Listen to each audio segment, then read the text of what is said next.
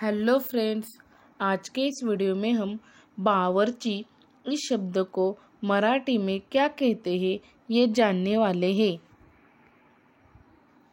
बावर्ची इस शब्द को मराठी में आचारी कहते हैं। बावर्ची यानी आचारी। अब हम इसके उदाहरण देखते हैं।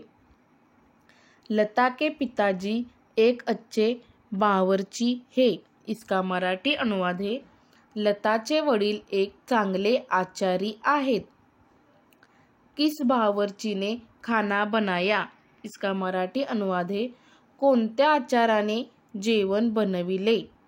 अब आप ऐसे ही किसी भी शब्द का मराठी अनुवाद जानना चाहते हैं तो आप उस शब्द को यूट्यूब चैनल पर सर्च करें और ऐसे ही वीडियो देखने के लिए हमारे study to win education channel को जरूर सब्सक्राइब करें और बेल आइकॉन प्रेस करें।